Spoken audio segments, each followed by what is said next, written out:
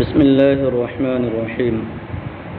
الحمد لله رب العالمين، والصلاة والسلام على سيد الأنبياء والمرسلين وعلى آله وأصحابه أجمعين. عزیز طلبہ، پچھلے سبق میں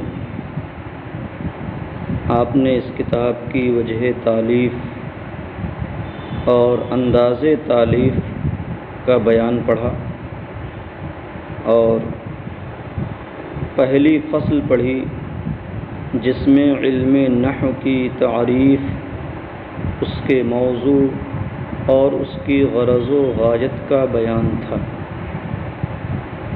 امید ہے کہ آپ حضرات نے علم نحو کی تعریف، اس کا موضوع اور اس کی غرض و غایت کو یاد کر لیا ہوگا۔ تو اس کا موضوع آپ نے پڑھا ہے کہ کلمہ اور کلام ہے۔ پورا کلام عرب کلمہ سے بنتا ہے۔ ہر کلام چند کلمات کا مجموعہ ہوتا ہے۔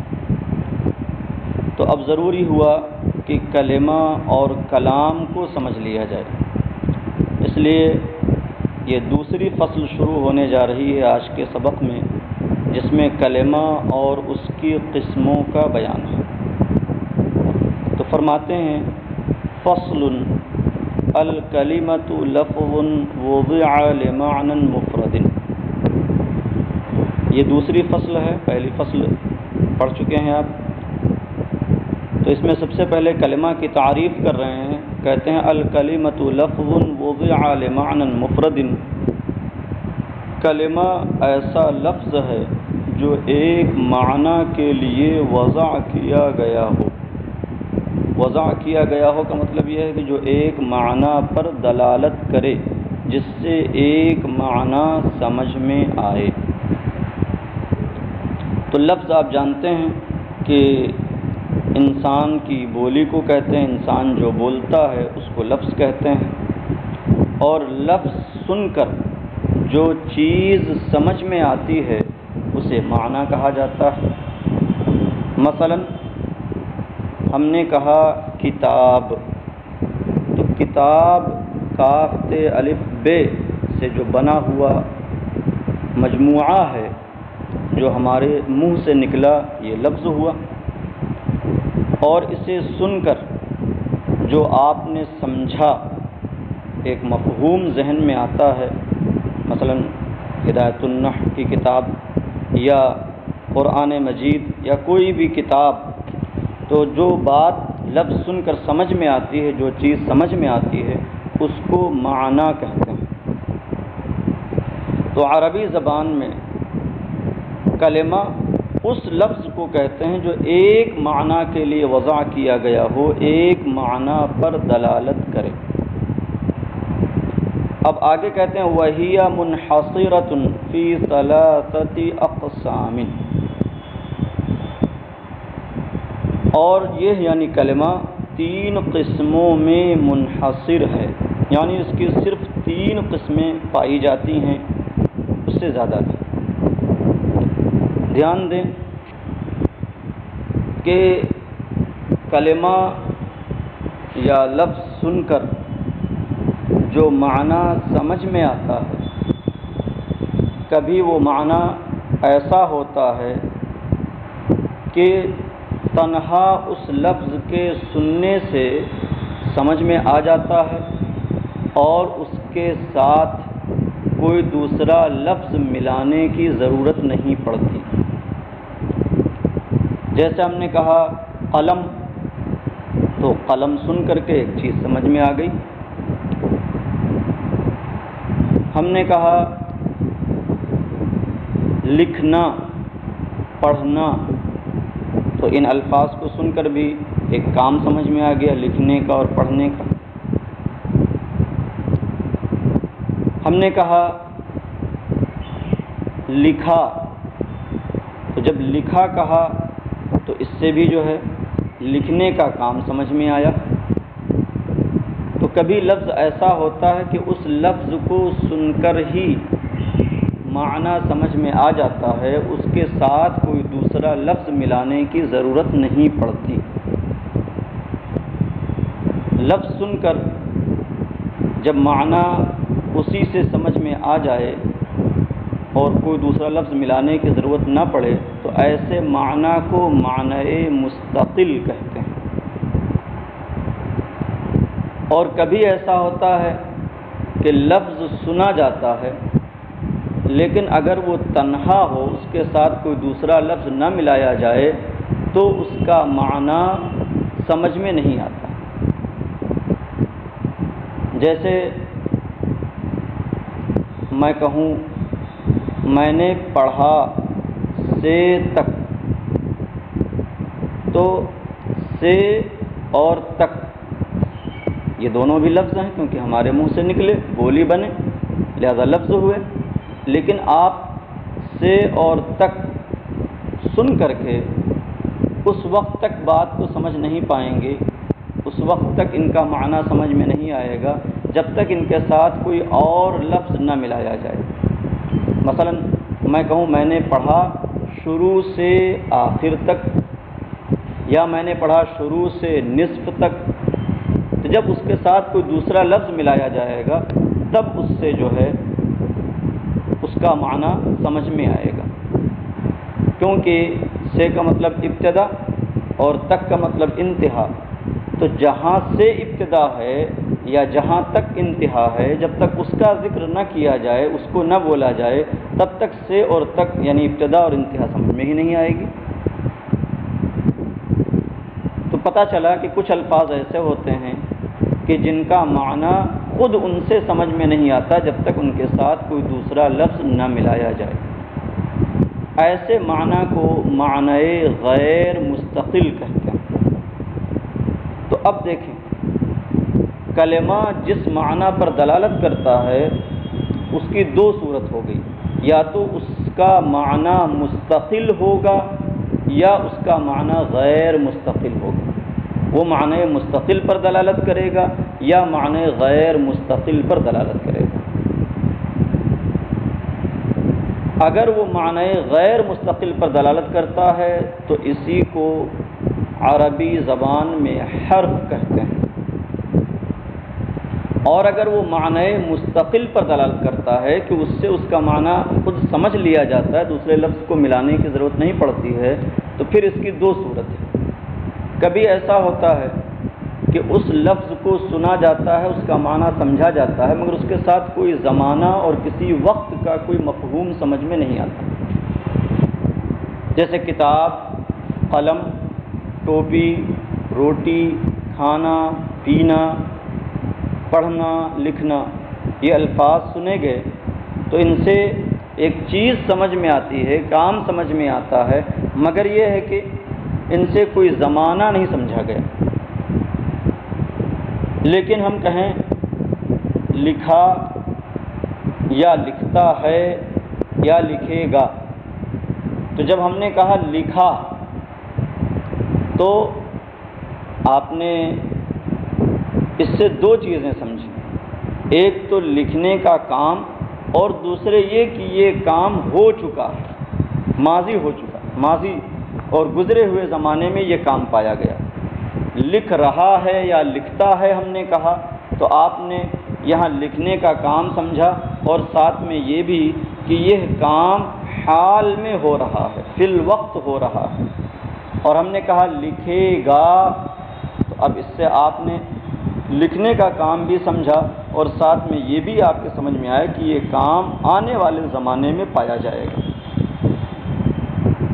تو دیکھیے، معنی مستقل پر دلالت کرنے والے لفظ دو طرح کے ہو گئے، ایک وہ جن سے کوئی زمانہ نہ سمجھ میں آئے اور دوسرا وہ جس سے زمانہ بھی سمجھ میں آئے۔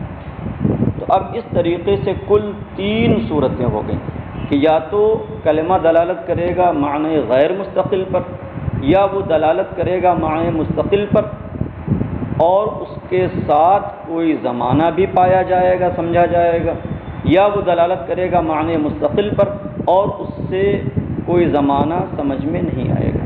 تو کل 3 صورتیں بنتی ہیں، اسی وجہ سے کلمہ 3 قسموں میں منحصر ہے۔ تو کہتے ہیں وہی منحصرۃ فی 3 اقسام، اور کلمہ 3 قسموں میں منحصر ہے، اسم و فعل و حرف۔ 3 قسمیں کون کون ہیں؟ اسم اور فعل اور حرف۔ 3 اقسام پر فی داخل ہے، اس لیے 3 اقسام مجرور ہے، اور اسی سے یہ بدل بنایا جائے گا، کیونکہ بدل کو اعراب وہی ملتا ہے جو پہلے والے کا اعراب ہوتا ہے، تو اس وجہ سے اسم و فعل و حرف پڑھا جا سکتا ہے۔ اور آپ چاہیں تو اس کو اسم و فعل و حرف بھی پڑھ سکتے ہیں رفع کے ساتھ۔ تو مرفوع اس وجہ سے ہوگا کہ اسے ہم خبر بنا دیں گے مبتدائے محذوف ہیا کی۔ 3 قسموں میں منحصر، وہ 3 قسمیں کون ہیں؟ وہی اسم و فعل و حرف، اور وہ تینوں قسمیں اسم اور فعل اور حرف ہیں۔ کیوں 3 ہی قسموں میں منحصر ہے؟ جو ہم نے آپ کو سمجھایا اسی کو حضرت مصنف فرماتے ہیں لِأَنَّهَا اما اللہ تدل علی معنی فی نفسها۔ لِأَنَّهَا سے جو بات شروع ہو رہی اس کو دلیل حصر کہا جاتا ہے کہ کلمہ 3 قسموں میں منحصر ہے، اس کی دلیل کیا ہے؟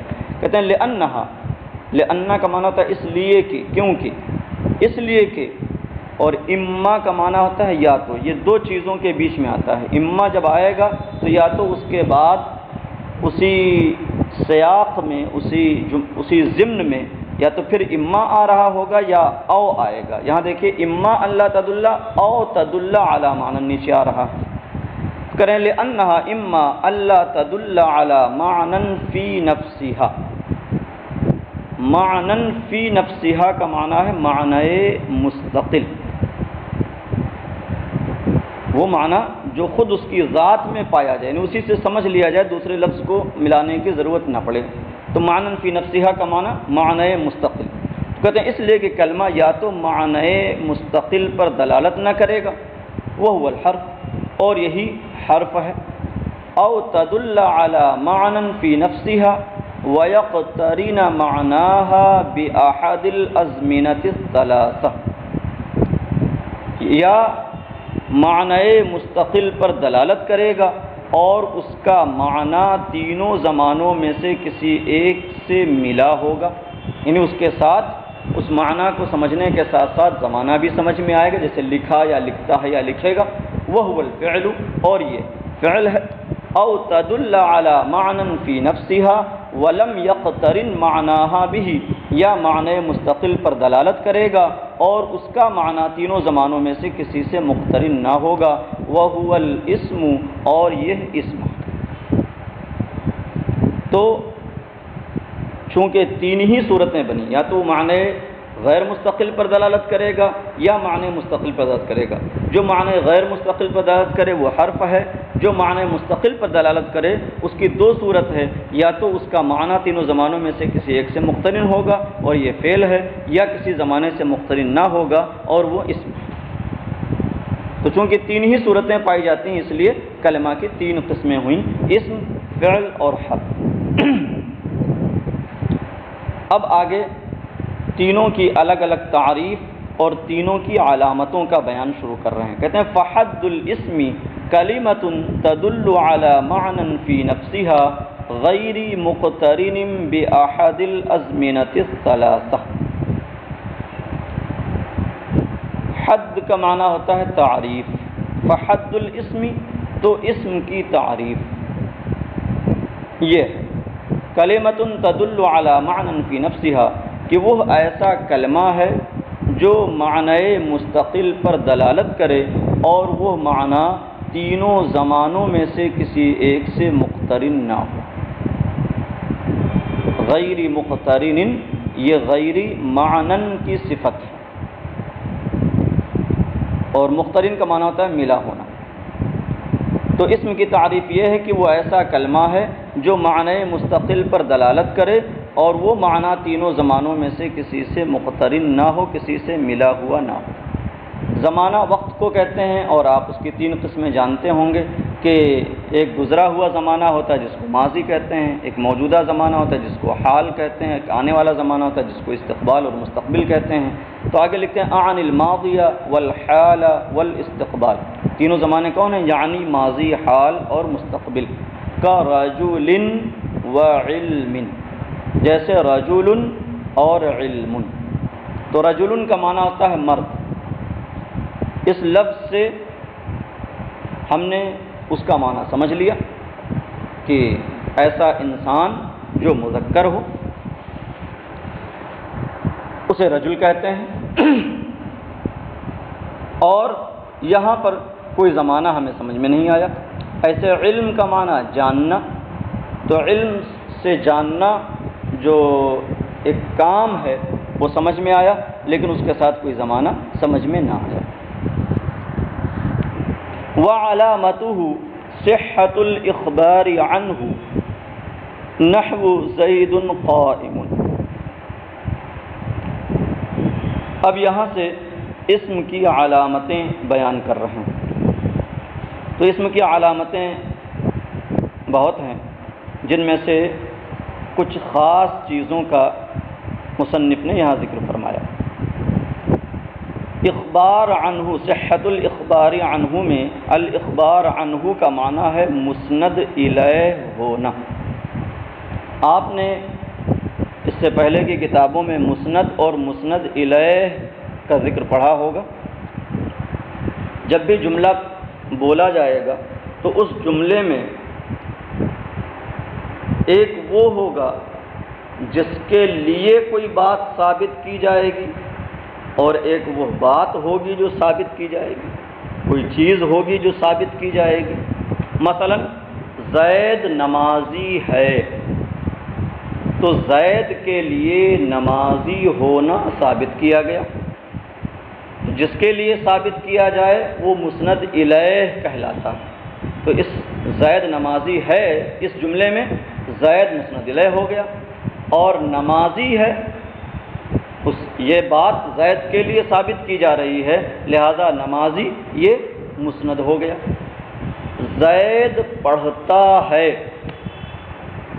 تو زید کے لیے پڑھنا ثابت کیا جا رہا ہے، لہذا زید یہ مسند الیہ ہوگا، اور پڑھتا ہے یہ مسند ہو جائے گا. تو جس کے لیے بات ثابت کی جائے، جس پر کسی بات کا حکم لگایا جائے وہ مسند الیہ کہلاتا ہے، اور جو حکم لگایا جائے، جو بات ثابت کی جائے وہ مسند کہلاتی ہے.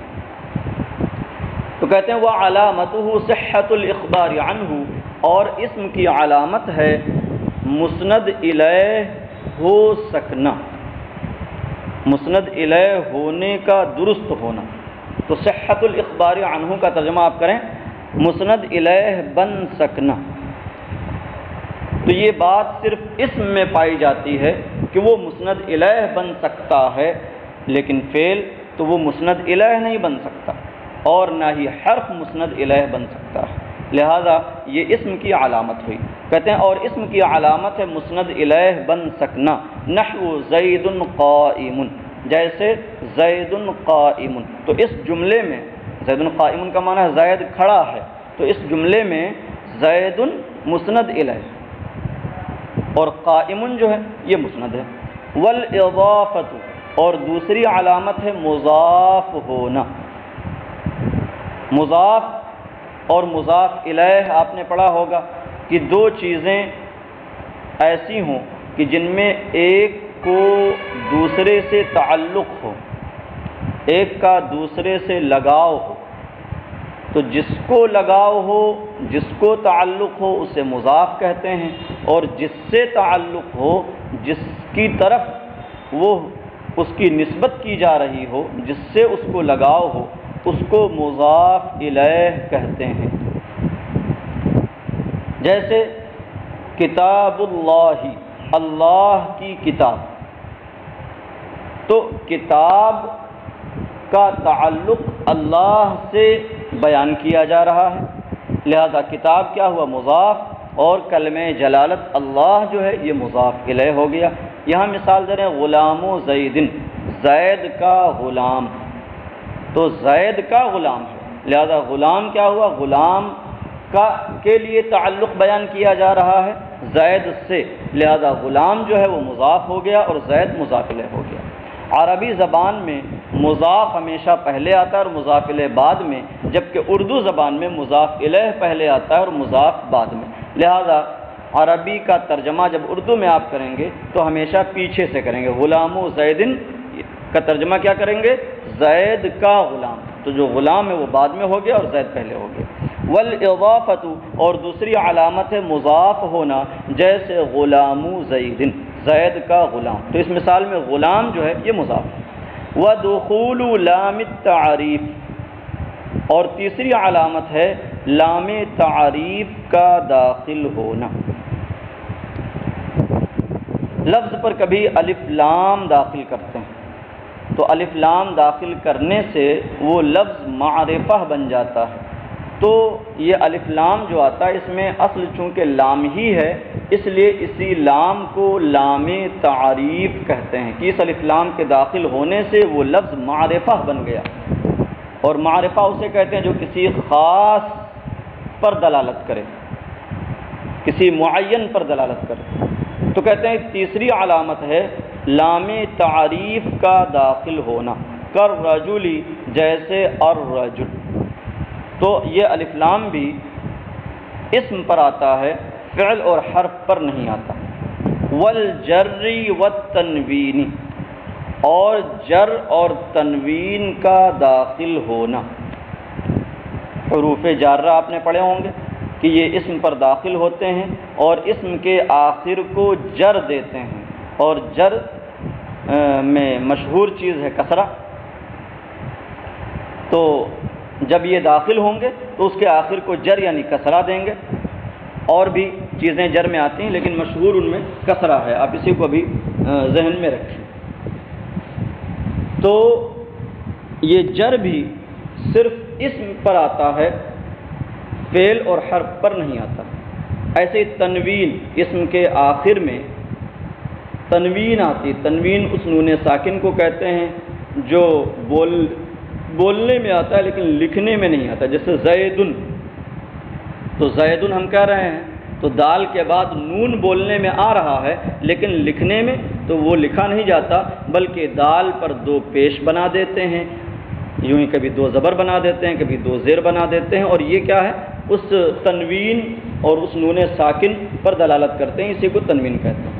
تو کہتے ہیں کہ اور جر اور تنوین کا داخل ہونا، نحو بزید، جیسے بزید، تو ایک مثال میں دونوں کی علامت ہو گئی، با حرف جار کی وجہ سے زید کے آخر میں دیکھیے کسرہ آیا، اور کسرہ بھی تنوین کے ساتھ آیا کہ نون ساکن بھی بولا گیا، بزید، تو زیدن میں جو دال پر کسرہ ہے یہی جر ہے، اور جو تنوین بولی جا رہی ہے، جو نون ساکن بولنے میں آ رہا ہے وہی تنوین ہے۔ والتثنیۃ والجمع والنعت والتصغیر والنداء،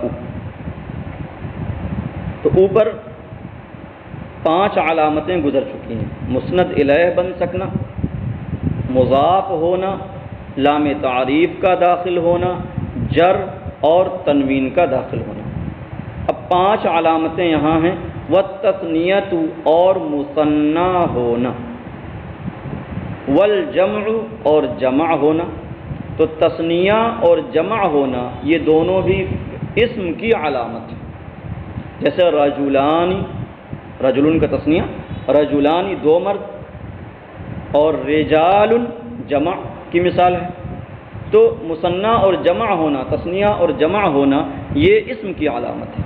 آپ کہیں گے کہ ہم نے فعل کی گردان پڑھی ہے اور اس میں بھی واحد تثنیہ جمع ہم پڑھتے ہیں، تو تثنیہ اور جمع ہونا تو وہاں بھی پایا جاتا ہے۔ تو یاد رکھیں کہ فعل میں جو تثنیہ اور جمع ہونا پایا جاتا ہے وہ فعل کے اعتبار سے نہیں بلکہ فاعل کے اعتبار سے ہوتا ہے، کام کرنے والے کے اعتبار سے ہوتا ہے۔ کام تو ایک ہی ہوتا ہے، ایک نے لکھا یا 2 نے لکھا یا 3 نے لکھا، مطلب 2 سے زائد نے لکھا، تو اگر ایک نے لکھا تو بھی لکھنا تو وہی ہے، اور 2 نے لکھا تو بھی لکھنا وہی ہے، لکھنے والے 2 ہو گئے۔ کئی ایک نے لکھا تو لکھنا وہی ہے، لیکن لکھنے والے کئی ایک ہو گئے اس لیے وہ جمع ہو گیا۔ تو وہاں جو تثنیہ اور جمع ہونا پایا جاتا ہے وہ فاعل کے اعتبار سے پایا جاتا ہے، اور فاعل اسم ہی ہوتا ہے۔ والنعت، اور موصوف ہونا۔ کبھی ایسا ہوتا ہے کہ ایک لفظ کے ساتھ اس کی کوئی صفت ذکر کی جاتی ہے، جیسے ہم کہتے ہیں بسم اللہ الرحمن الرحیم، اللہ کے نام سے شروع جو نہایت مہربان رحم والا ہے۔ تو اللہ تعالیٰ کی دو صفتیں یہاں ذکر کی جا رہی ہیں، الرحمن اور الرحیم۔ تو اب اللہ جو ہے یہ موصوف ہوا، تو موصوف ہونا یہ بھی اسم کی علامت ہے، یہ اسم میں پایا جاتا ہے۔ والتصغیر، اور مصغر ہونا۔ مصغر ہونے کا مطلب یہ ہوتا ہے کہ لفظ کا جو اصلی وزن ہے اس وزن میں کچھ تبدیلی کر دی جائے تاکہ اس تبدیلی کی بنیاد پر وہ حقارت پر دلالت کرے یا پیار اور محبت پر دلالت کرے۔ جیسے ہم اپنی زبان میں کبھی کبھی لفظ کو استعمال کرتے ہیں تو پورے طور پر اصلی طور پر لفظ کو بولتے ہیں، جیسے پانی، لیکن کبھی کبھی ہم اسے پانی کے بجائے پنیاں کہتے ہیں، لڑکا کے بجائے لڑکوا کہتے ہیں۔ تو لڑکا یہ عربی اصطلاح کے اعتبار سے مکبر کہلائے گا، اور لڑکوا جو بدل دیا گیا یہ مصغر کہلائے گا۔ ظاہر سی بات ہے لڑکوا یا پنیاں اس طرح سے جب ذکر کیا جاتا ہے تو اس میں اہمیت نہیں سمجھی جاتی بلکہ حقارت سمجھی جاتی، ہلکا پن سمجھا جاتا ہے۔ یہی وجہ ہے کہ جو چیزیں شریعت کی جانب منسوب ہیں، اللہ و رسول کی جانب منسوب ہیں، ان کی کبھی تصغیر نہیں استعمال کرنا چاہیے۔ بعض لوگ مسجد کو تصغیر کے ساتھ بول دیتے ہیں، مسجدیہ وغیرہ معاذ اللہ، تو اس طرح کا استعمال نہیں کرنا چاہیے۔ ان چیزوں کو ہمیشہ تعظیم کے ساتھ ہی بولا جائے، ان میں کبھی تصغیر استعمال نہ کی جائے۔ عربی زبان میں تصغیر کی مثال ہوگی، جیسے رجل ہے تو رجل کا وزن بدل دیتے ہیں اور ہو جاتا ہے رجیل۔ عبد کا معنی بندہ یا غلام، تو اس میں تبدیلی کر دیتے ہیں اور کہتے ہیں عبید، تو عبید یہ مصغر ہو گیا، رجیل یہ مصغر ہو گیا۔ عبید کا معنی ہوگا ادنا غلام، رجیل کا معنی ہوگا حقیر مرد، ادنا مرد۔ ہاں کبھی کبھی تصغیر جو ہے وہ پیار اور محبت کے لیے بھی آتی ہے، جیسے ابن کی تصغیر لاتے ہیں بنی۔ حضرت یعقوب علیہ السلام نے حضرت یوسف علیہ السلام سے فرمایا قال یا بنی لا تقصص رؤیاک، یا بنی اے میرے پیارے بیٹے۔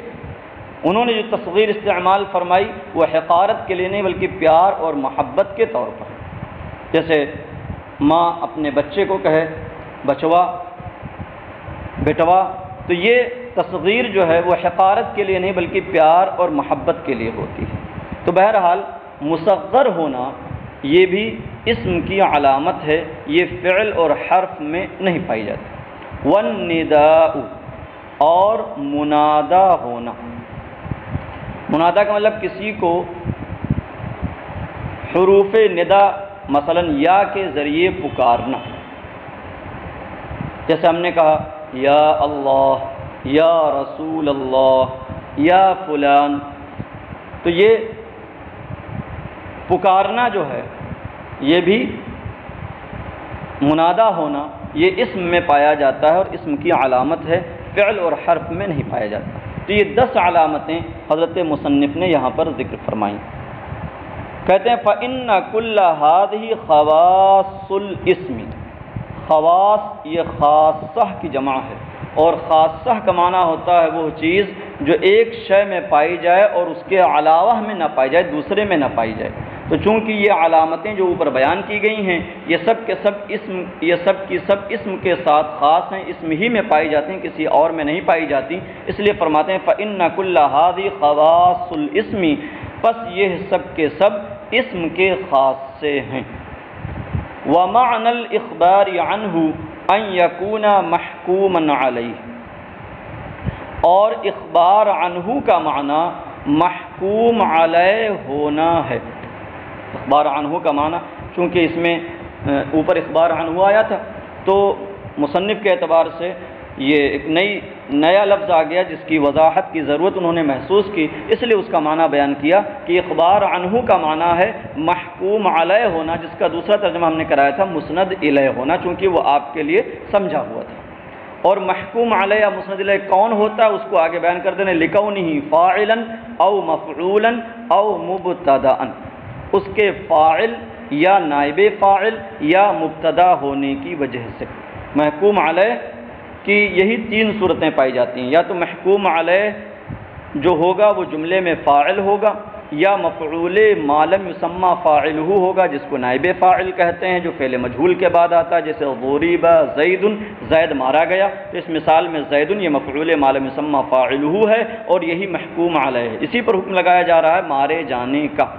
او مبتدا یا مبتدا ہونے کی وجہ سے، تو مبتدا جیسے زید قائم اوپر آپ نے پڑھا تھا، تو زید یہ مبتدا ہے اور قائم اس کی خبر ہے، تو یہ تین صورتیں محکوم علیہ ہونے کی پائی جاتی ہیں۔ تو کہتے ہیں اخبار عنہ کا معنی محکوم علیہ ہونا، اس کے فاعل یا مفعول ما لم یسمى فاعلہ یا مبتدا ہونے کی وجہ سے۔ اب آگے اسم کی وجہ تسمیہ بیان کر رہے ہیں کہ اسم کو اسم کیوں کہا جاتا ہے۔ تو یہاں زیادہ تفصیل میں نہ جا کر کے آپ صرف اتنا سمجھ لیں کہ اسم، اس لفظ کے بارے میں یہ اختلاف ہے نحویوں کے درمیان کہ اس کی اصل کیا ہے۔ کچھ لوگوں نے کہا کہ اسم کی اصل سمون، سین میم واو، سمون ہے، اس کے آخر میں واو ہے، اس میں سے واو کو حذف کر دیا گیا اور اس کے عوض شروع میں حمزہ وصل بڑھا دیا گیا تو اسمن ہو گیا۔ اور کچھ لوگ کہتے ہیں کہ اس کی اصل وسمن ہے، یعنی اس کے شروع میں واو ہے اور واو کو حمزہ سے بدل دیا گیا اور اسم ہو گیا۔ تو جو لوگ اسم کہتے ہیں، اسم کی اصل سمون کہتے ہیں، تو کہتے ہیں چونکہ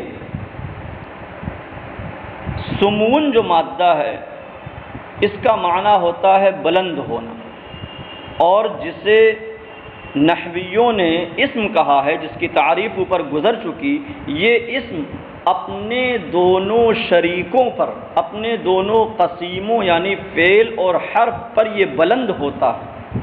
اور بلند کیسے ہوتا ہے کہ یہ مسند الیہ بن سکتا ہے، لیکن فعل اور حرف یہ مسند الیہ نہیں بن سکتے۔ اور اس کی ایک اور خوبی ہے کہ یہ مسند بھی بن سکتا ہے، تو مسند الیہ بھی بن سکتا ہے اور مسند بھی بن سکتا ہے، جبکہ فعل صرف مسند ہوتا ہے، مسند الیہ نہیں ہوتا، اور حرف نہ مسند ہوتا ہے نہ مسند الیہ ہوتا ہے۔ تو اس اعتبار سے اس کو ان دونوں شریکوں پر، ان دونوں قسیموں پر بلندی حاصل ہو گئی، تو اسی بلندی کی وجہ سے اس کا نام اسم رکھا گیا، کیونکہ سمون کا معنی بلندی ہوتا ہے۔ تو کہتے ہیں وَيُسَمَّى اسْمًا لِسُمُوِّهِ عَلَىٰ قَسِيمَيْهِ، اور اس کا نام اسم رکھا جاتا ہے اس کے اپنے دونوں شریکوں یعنی فعل اور حرف پر بلند ہونے کی وجہ سے، لا لِكَوْنِهِ وَاسْمًا عَلَى الْمَعْنَى، نہ کہ اس کے معنی پر علامت ہونے کی وجہ سے۔ جن لوگوں نے کہا کہ اس کی اصل وسمن ہے، وہ کہتے ہیں کہ چونکہ وسم کا معنی علامت ہوتا ہے اور ہر اسم اپنے معنی پر علامت ہے، مطلب یہ ہوا کہ لفظ اسم کو سن کر ہی اس کا معنی سمجھا جاتا ہے، تو وہ اپنے معنی پر علامت ہے، اس وجہ سے اسے اسم کہا گیا۔ تو حضرت مصنف ان لوگوں کا مذہب اپنا رہے ہیں جو اس کی اصل سمون مانتے ہیں، اور جو وسمن اس کی علامت مانتے ہیں وہ مصنف کے نزدیک درست نہیں ہے، اس لیے اس کی تردید کر دی اور فرمایا لا لِكَوْنِهِ وَاسْمًا عَلَى الْمَعْنَى، نہ کہ اس کے معنی پر علامت ہونے کی وجہ سے۔ تو یہاں تک یہ اسم کا بیان ہو گیا۔ آپ حضرات اس پورے سبق کو اچھی طرح سنیں، اور پھر اس میں جو اسم کی کلمہ کی تعریف اور پھر دلیل حصر کا بیان ہے، اور اسم کی تعریف اور اس کی علامتوں کا بیان ہے، اسے آپ حضرات قاعدے سے یاد کر ڈالیں۔ السلام علیکم ورحمۃ اللہ وبرکاتہ۔